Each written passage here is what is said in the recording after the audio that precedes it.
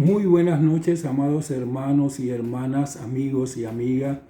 Que el Señor les continúe bendiciendo de una manera muy especial en esta noche. Damos gracias a Dios porque hoy estamos a 29 de octubre del año 2020, el año de plenitud divina en el que estamos morando bajo la gloria de nuestro Dios.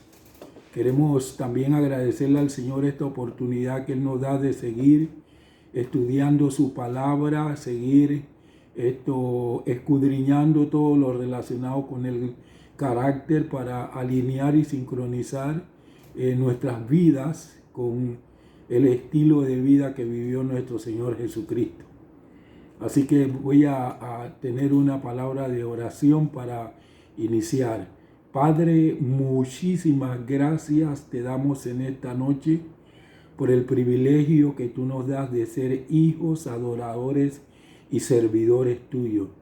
Estamos profundamente agradecidos porque tú nos has dado durante todo este tiempo, Señor, el gran privilegio de que juntos podamos estudiar tu palabra a fin de imitar a nuestro Señor Jesucristo en su carácter.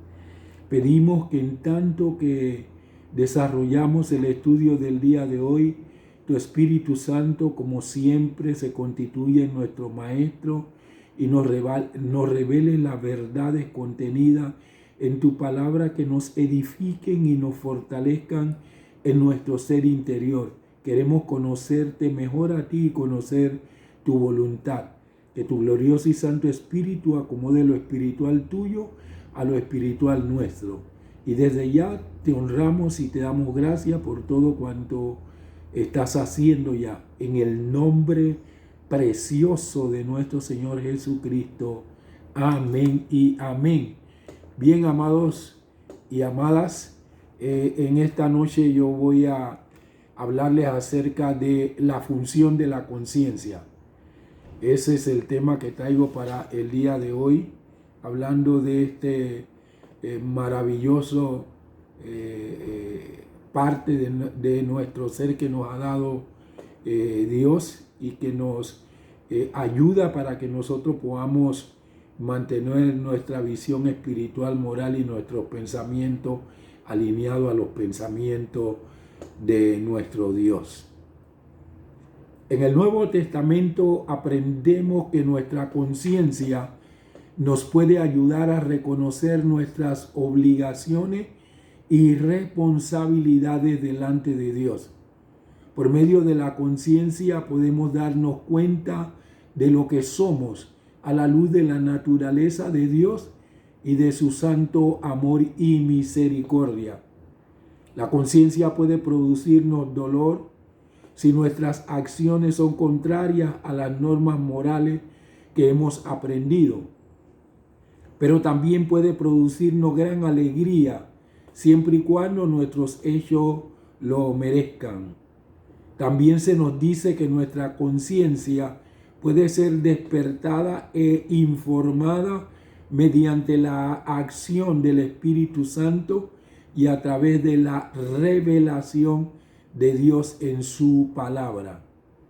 En mi disertación del día de hoy, la cual he titulado La función de la conciencia, voy a desarrollar dos aspectos esenciales.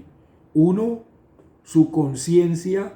Dos, la conciencia de su prójimo. Vamos a ver entonces este primer punto, su conciencia. Está basado en 1 Corintios, capítulo número 10, los versículos del 23 al 33. Dice así la palabra del Señor: todo me es lícito, pero no todo conviene. Todo me es lícito, pero no todo edifica. Nadie busque su propio bien, sino el bien del otro. Coman de todo lo que se vende en la carnicería, sin preguntar nada por motivo de conciencia, porque del Señor es la tierra y su plenitud. Y si a algún no creyente los invita y quieren ir, coman de todo lo que le pongan delante sin preguntar nada por motivo de conciencia. ¿Qué quería decir Pablo con la expresión todo me es lícito en el versículo 23? Por el contexto de este pasaje nos damos cuenta de que el apóstol se refiere a comer de los sacrificios que los paganos ofrecían a sus ídolos. Con la expresión todo me es lícito se refiere a las restricciones legalistas de la antigua ley de Moisés y las tradiciones que sugieren de ella. Las tradiciones que surgieron de ella. Como es obvio, él no quiere decir aquí que todo lo que era prohibido por la ley ya era permitido. El Nuevo Testamento establece claramente que los actos de matar o adulterar son tan malos hoy como lo han sido siempre.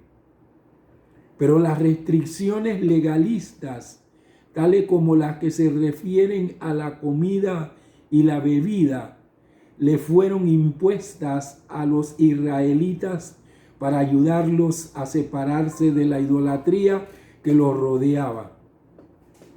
En los días de Pablo, muchos gentiles compraban en las carnicerías donde se vendía carne procedente de animales que se habían sacrificado a los ídolos en los altares paganos. ¿Qué principio da Pablo en los versículos 23 y 24 para orientar la conciencia de un cristiano maduro? Algunas veces, amados hermanos y hermanas, es difícil saber cuándo marginamos al hermano débil. Pablo nos da una regla simple para ayudarnos a tomar una decisión. Debemos actuar con sensibilidad y gracia. Aunque algunas acciones no sean erróneas, pueden no resultar en el mejor interés de otros. Al tener libertad en Cristo, no debiéramos usarla al costo de herir al hermano o hermana cristianos. No nos consideremos solo a nosotros mismos, seamos sensibles a los demás. Aunque no estamos bajo la ley y aunque las cosas que la ley prohíben son permisibles, no todas convienen porque no todas son de ayuda a beneficio para nuestra vida. Tampoco todas sirven de edificación o fortalecimiento espiritual para nuestros prójimos. Aunque alguna de estas cosas nos gusten o nos puedan hacer algún bien, si no son buenas para nuestro prójimo, por ejemplo, un cristiano más débil, entonces debemos evitarlas. Es más importante buscar el bien de nuestro semejante que nuestra propia satisfacción. ¿Cómo puede determinar un cristiano cuáles son las prácticas en las que puede participar y cuáles no le son permitidas? Pablo dio una solución al dilema. Compre todo lo que se venda en la carnicería sin preguntar si ha sido ofrecido a los ídolos. Hacer eso no le afectará de ninguna forma y la conciencia de uno no tendrá problemas. Cuando nos preocupamos mucho por cada hecho que nos ocurre, nos volvemos legalistas y no disfrutamos la vida. Dios nos ha enriquecido con muchas cosas para gozarnos. Todo proviene de Dios y Él nos ha dado todo para que lo disfrutemos. Si sabemos que algo causa problemas, entonces debemos enfrentar dicho inconveniente, pero no necesitamos buscar problemas. Dentro de la comunidad cristiana, en el sentido más amplio, existen diferentes normas de conducta enseñanzas prácticas y criterios sobre lo que es bueno y lo que es malo. Algunos creen que se puede ir al cine, a bailes, fiestas sociales y actividades similares. Otros son más estrictos en cuanto al tipo de entrenamiento que puede tener un cristiano. Hay quienes van al extremo de prohibir todo tipo de joyas, el cabello corto y el maquillaje en la mujer. Otros son tan estrictos en esto. ¿Cómo puede una persona saber con seguridad lo que debe hacer y lo que no? Aún dentro de una misma denominación se notan diferencias de normas de conducta de un continente a otro o incluso de un lugar a otro. Un grupo, por ejemplo, puede objetar que la mujer use pantalones. Otro grupo puede pensar que tal práctica no tiene nada de malo. Es posible que haya un tercer grupo que establezca restricciones sobre cuándo es correcto que las mujeres usen pantalones y cuándo no. El apóstol Pablo da un excelente consejo en el pasaje sobre el cual estoy disertando, y este se puede aplicar a este problema de decidir cuál es el tipo correcto de conducta. La clave es que el amor no debe ser egoísta. Muchas veces un cristiano tendrá que abstenerse de algo que su propia conciencia no rechaza, pero que puede causar algún daño moral a la conciencia de su prójimo. Sin embargo, la persona que tiene la conciencia limpia no debe permitir que los sentimientos de culpabilidad la invadan. Lo que debe hacer es tratar de mantenerla en ese estado de limpieza delante de Dios y buscar que ninguno de sus actos ofenda a los hombres. Como también yo en todas las cosas agrado a todos, no procurando mi propio beneficio, sino el de muchos, para que sean salvos, como dijo el apóstol en el versículo 33. ¿Por qué les aconsejaba Pablo a los corintios que no preguntaran nada cuando fueran a comprar su carne en las carnicerías? No hay razón para que uno mantenga su conciencia alarmada innecesariamente. Quizás la carne que compraban había sido ofrecida a los ídolos y quizás no. No obstante, en todo caso aquello importaba poco. Ellos no iban a la carnicería a comprar carne para rendirle honor o culto a ningún dios pagano, ni para participar de un sacrificio impío. Lo que hacían era comprar sus alimentos con la abundancia que Dios les hubiere provisto. Sin embargo, si preguntaban y se les informaba que dicha carne había sido ofrecida en sacrificio a algún ídolo, su conciencia no los dejaría estar tranquilos y quizás les haría sentirse culpable de pecado por tal actitud. No tenemos ninguna razón para continuar con estas preocupaciones si sabemos que los ídolos no son nada y que todas las cosas que sirven para alimentarnos no son más que parte de la obra bondadosa de un Dios providente.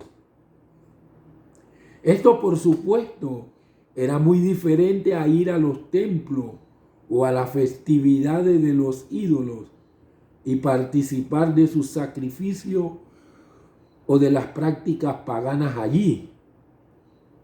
En tal caso, serían los cristianos quienes estarían penetrando en el territorio enemigo y tendrían razón en sentirse culpables en grave peligro.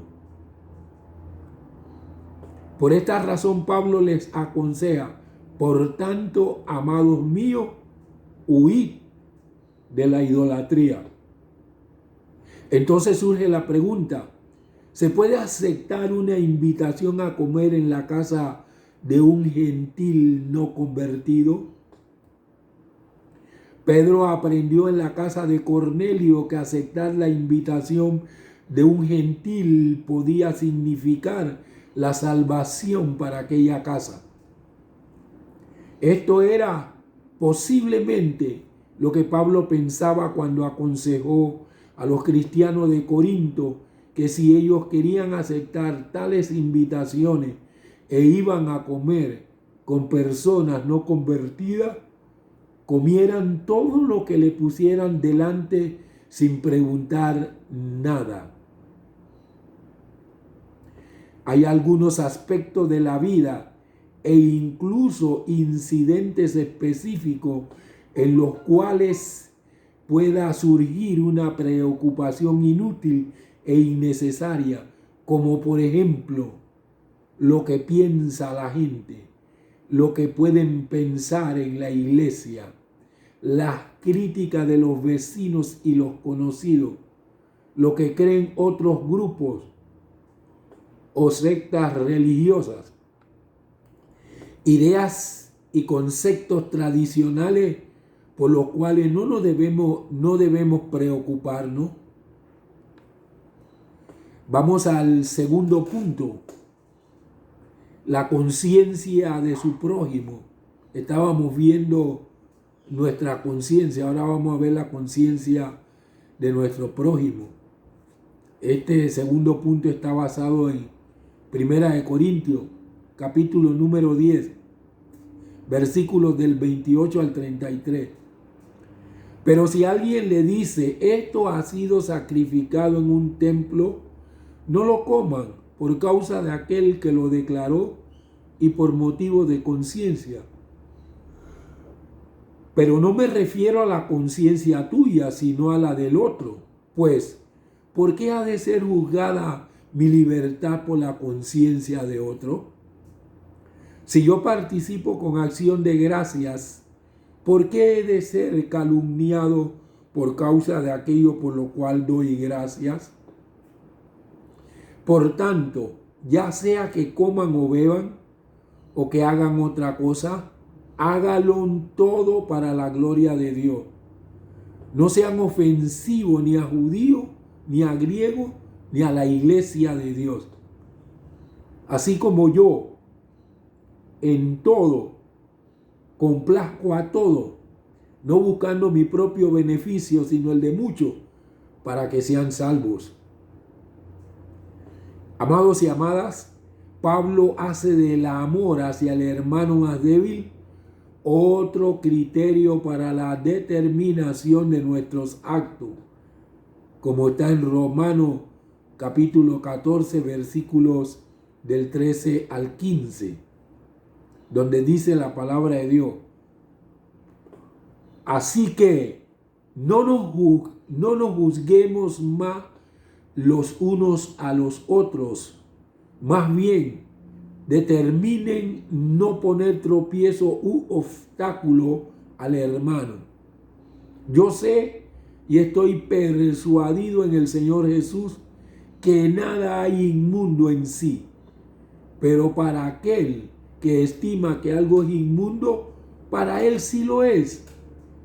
Pues si por causa de la comida tu hermano es contristado, ya no andas conforme al amor. No arruine por tu comida aquel por quien Cristo murió.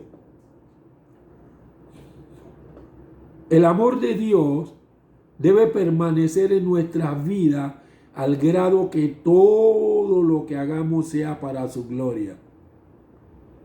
Mantenga esto como un principio directriz, preguntándose: ¿es para la gloria de Dios? ¿O cómo puedo glorificar a Dios por medio de esto? Si alguien le dice a un cristiano que la carne que le está sirviendo ha sido ofrecida a ídolo, entonces lo más correcto es que se abstenga de comerla, no por su propia conciencia, porque él sabe que eso no significa nada, sino por la conciencia de su prójimo.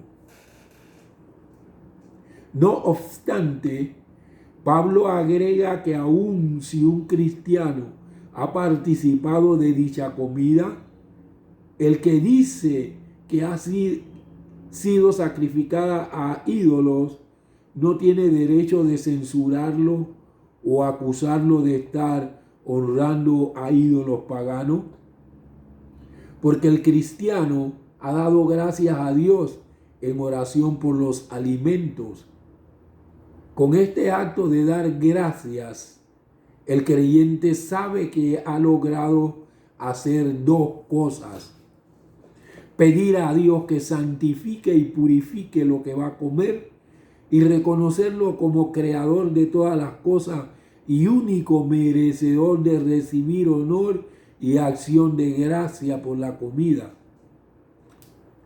En resumen, se dice que el cristiano maduro le da gracias a Dios por lo que come y todo lo que hace. Lo hace para la gloria y la honra de Dios. Al mismo tiempo, se esfuerza por no ofender a los demás, sean judíos, gentiles o cristianos. ¿Por qué? Porque para un verdadero cristiano, lo más importante no es agradarse a sí mismo, sino buscar la manera de agradar a los demás de tal manera que muchos sean salvos. El criterio de Pablo no era qué es lo que más le gustaba, sino qué era lo mejor para los que lo rodeaban. La actitud opuesta podría ser: 1. Ser insensible y hacer lo que nos guste sin importar quién resulte herido. 2. Ser sensible y no hacer nada por temor a que alguien pueda ser marginado. 3. Ser alguien que dice sí a todo y se mete en todo, procurando ganar la aprobación de la gente antes que la de Dios. En esta era de yo primero y buscando el número 1, Pablo introduce una declaración que es una buena norma. Cuando el hacer el bien a otro es una prioridad en nosotros, desarrollamos un corazón de siervo que agrada a Dios.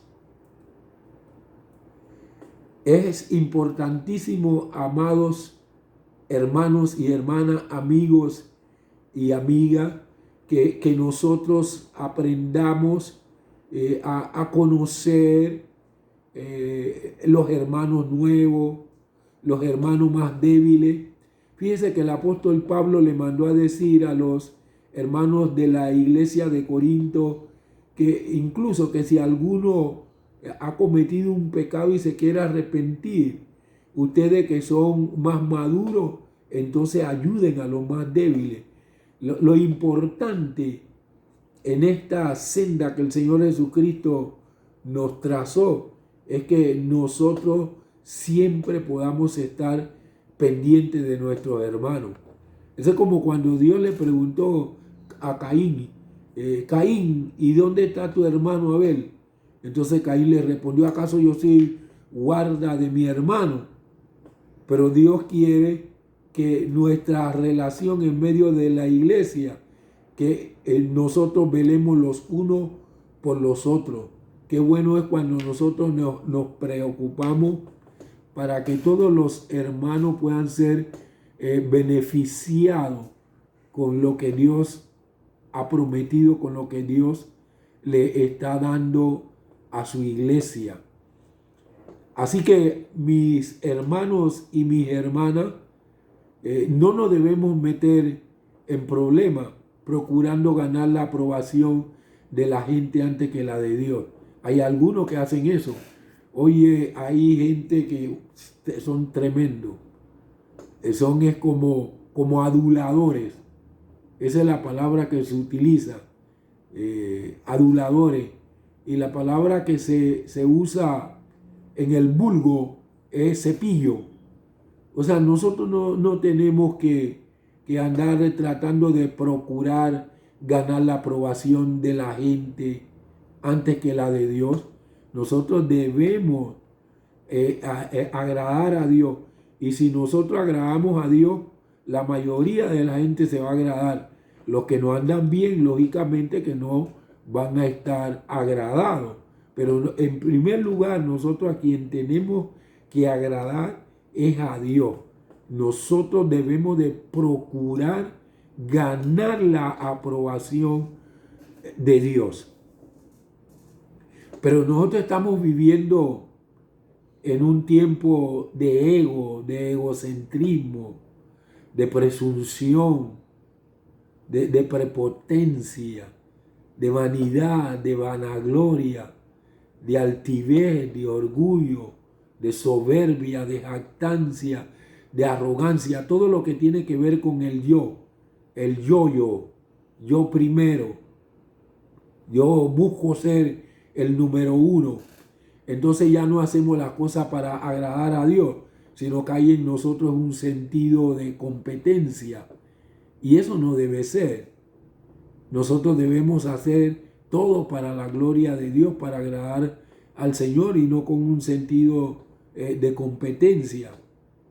Por eso es que Pablo introdujo la declaración como una buena norma, que nosotros debemos desarrollar un corazón de siervo para agradar a Dios.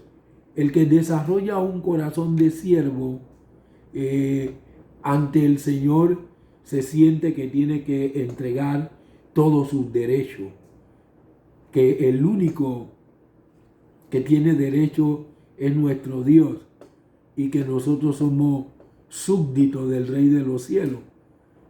Somos algunos se llaman siervos, esa palabra, y otros llaman a los demás siervos. Esa palabra viene de ser un esclavo. Un siervo era un esclavo era alguien que no tenía dignidad, era alguien que no tenía, ¿cómo es esto? Dominio sobre su propia vida, sino que tenía un amo que era el que dominaba su vida. Entonces nosotros así debemos de ser delante de nuestro Dios, o sea, actuar en concordancia con lo que el Señor quiere para nuestras vidas y no lo que nosotros mismos en nuestros deseos anhelamos y deseamos. El propósito divino debe estar por encima de nuestros anhelos y de nuestros deseos. Si esto es así, entonces nosotros vamos a poder mirar a los demás y siempre vamos a querer ayudar a la demás gente. Siempre vamos a tratar de ser sensible para darle un buen trato a la gente. Siempre vamos a reconocer los hermanos que necesitan ser tratados con mucha prudencia, porque todavía ellos no se han desarrollado en el Señor, no han desarrollado su carácter en Cristo, y son hermanos que nosotros estamos obligados a ayudarlos, porque la palabra de Dios dice: de gracia recibiste, da de gracia. Qué maravilloso. Lo que ya nosotros hemos recibido, eso mismo nosotros se los tenemos que dar a otros.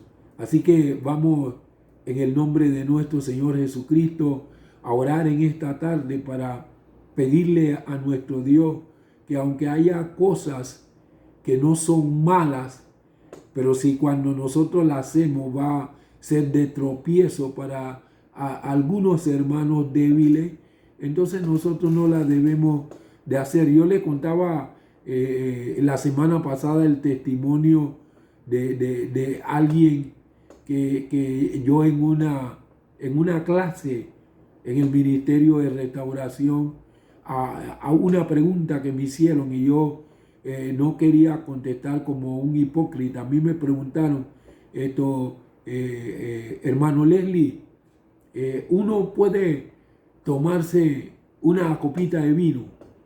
Entonces yo no iba a ser hipócrita para decir que no se puede tomar una copa de vino, porque en la palabra de Dios el vino no está prohibido. Lo que está prohibido en la palabra de Dios es emborracharse.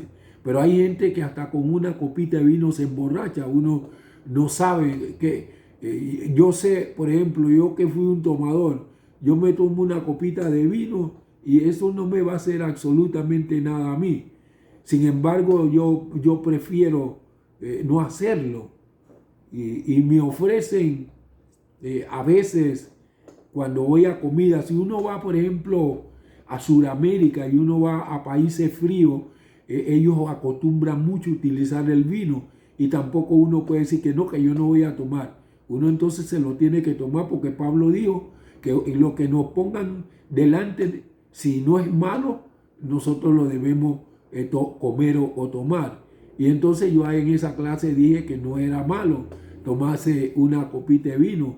¿Qué pasó? Salió uno y no se tomó una copita de vino, pero después le llamó la atención y siguió detrás de eso, y cuando quiso ver se había emborrachado.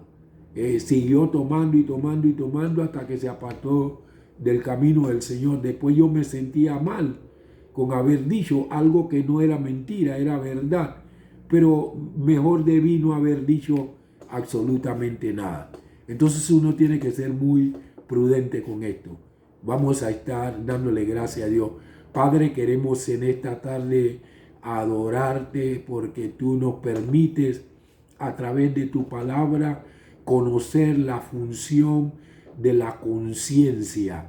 Queremos que nuestra conciencia esté inocente, porque Adán, cuando estaba en el huerto antes de pecar, él vivía una vida santa, tenía una conciencia inocente y un estado de felicidad profundo. Entonces, cuando tenemos esa conciencia inocente, es porque estamos disfrutando de la vida santa, y esa conciencia inocente a la vez nos lleva a tener una felicidad profunda. Así que en el nombre de nuestro Señor Jesucristo, ayúdanos a mantener una conciencia limpia y que seamos, Señor, benévolo con aquellos nuevos que todavía no conocen perfectamente tu palabra, para que nosotros podamos discipularlos con el bien de tu palabra. En el nombre precioso de nuestro Señor Jesucristo, pedimos que en todas las cosas, Señor, tú nos guardes en el nombre de Cristo Jesús. Amén.